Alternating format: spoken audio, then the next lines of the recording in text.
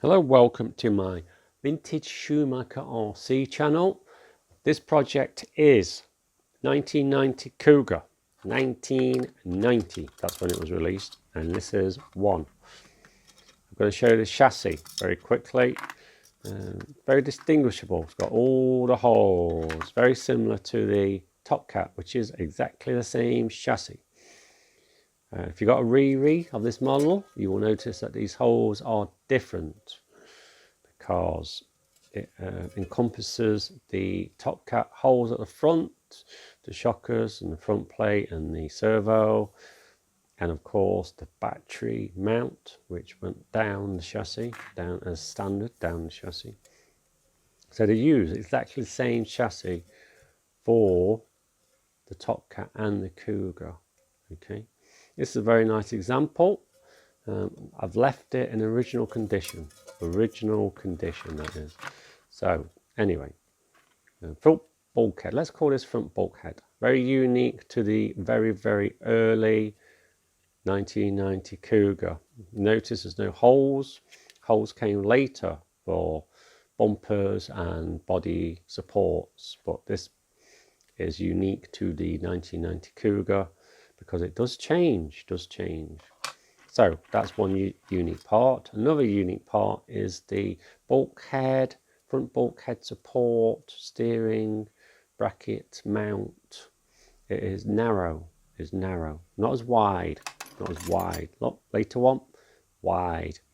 This narrow one went as far as the first Cougar 2, and they changed it on the works and the Club 10. So yeah, that stayed for quite a while, that did.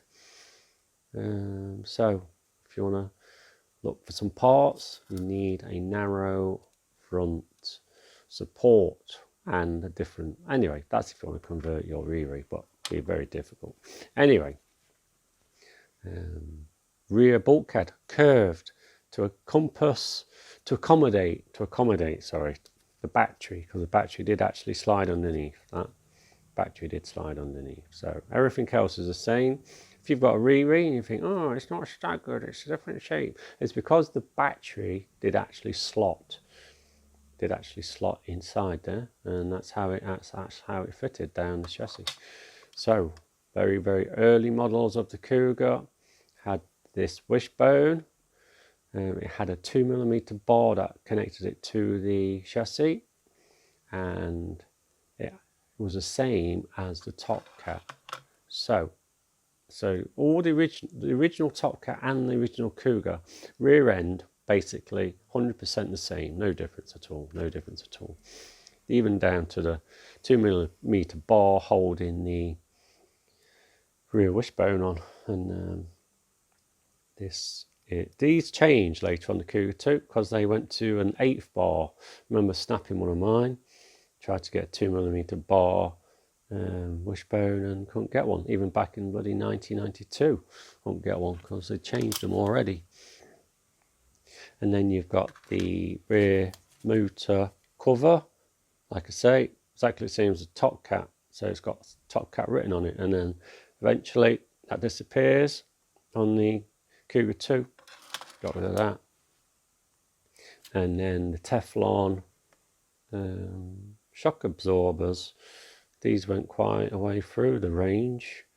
Obviously on the Top Cat they had polished alley ones, so that's quite a big difference between the Top Cat and the Cougar. They had Teflon coated shock absorbers. And these pesky little things, these steering rods and adjustable knuckles, hexagon shape in the middle, very easy to adjust. I don't know why they ever changed these. These are strong, sturdy, and very easy to adjust. So the small ones are awful. But that's about it really, except for a quick look at the front wishbone and wheel support and steering thingy. Exactly the same. If you want to compare that to a re-re Cougar, that is exactly the same. You would not notice a difference.